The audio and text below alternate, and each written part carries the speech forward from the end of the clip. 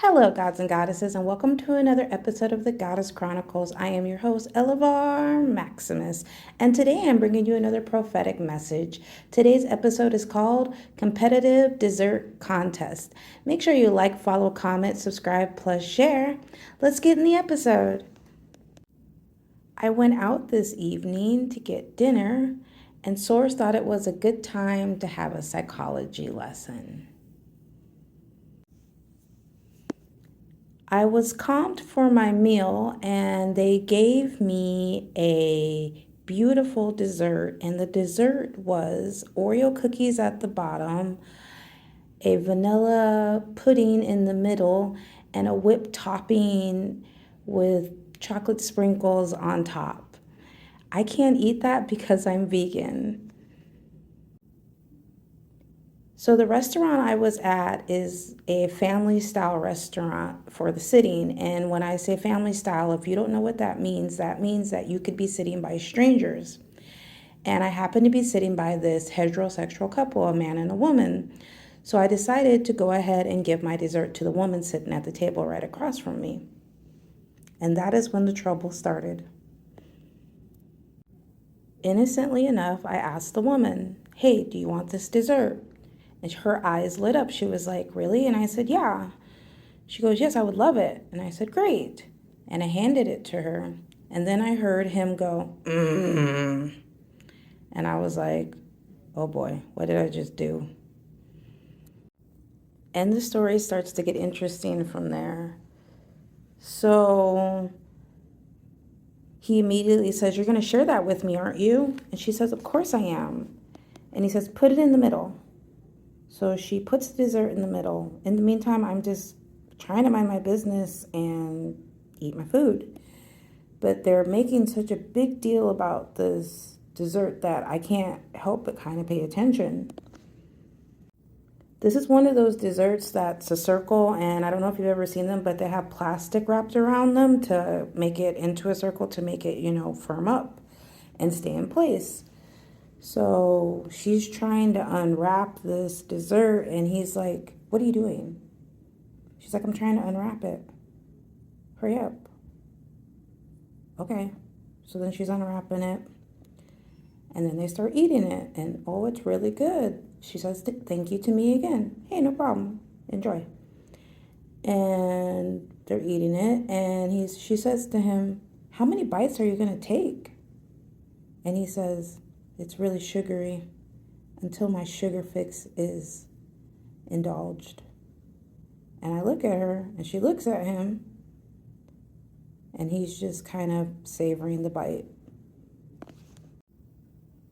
So by the time I looked at them again, the dessert was gone. And he looked at her, and he says to the waiter that walked by, "Can I get another one of those, please?"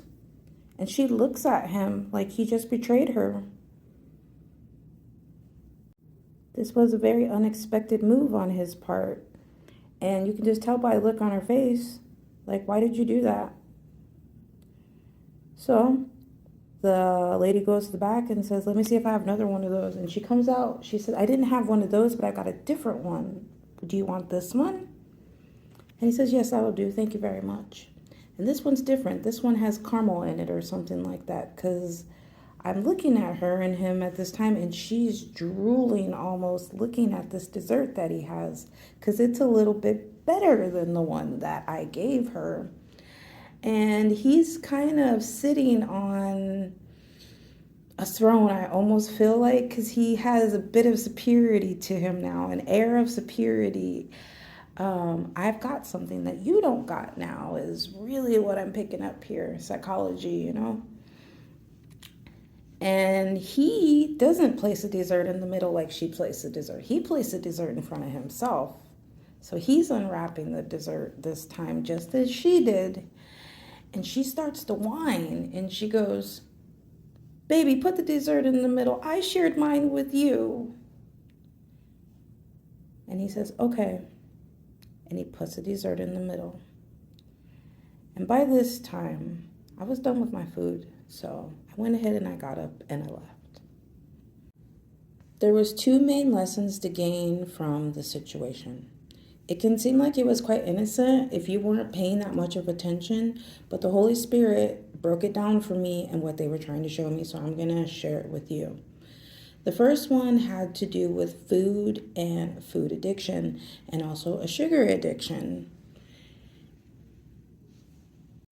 If you had seen these two people, you would have understood that they shared a food addiction and a sugar addiction. And he even said it. She said, "When are you going to stop taking a bite?" "Oh, this is too sugary for me, but I'm going to keep eating it. And not only am I going to keep eating it, I'm going to get another one." What I was also shown was that even though this was like, I want to say, the most innocent interaction that you could ever think that has to do with addiction, you could replace that dessert with almost any addiction, and the same thing would apply with couples. You could replace that dessert with a bottle of beer, a bottle of alcohol, drugs, anything, and it would be the same thing. It would be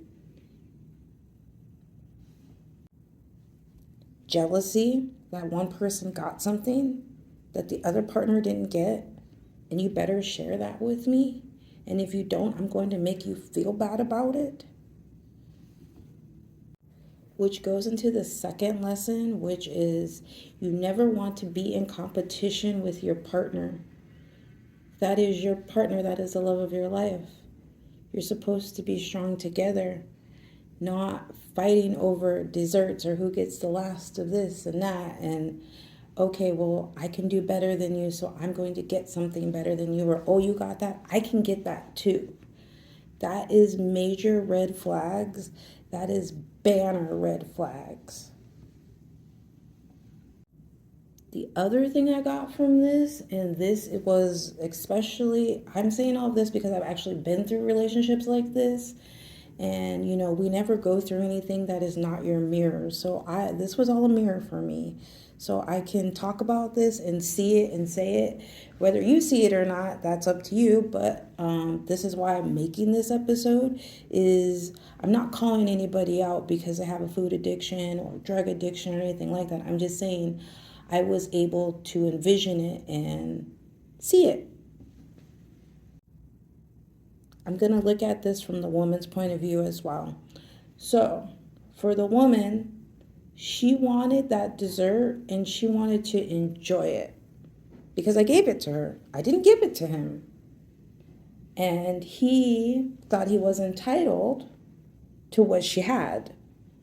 And she didn't mind sharing with him, but he wanted it all, or he wanted more than what she was willing to give.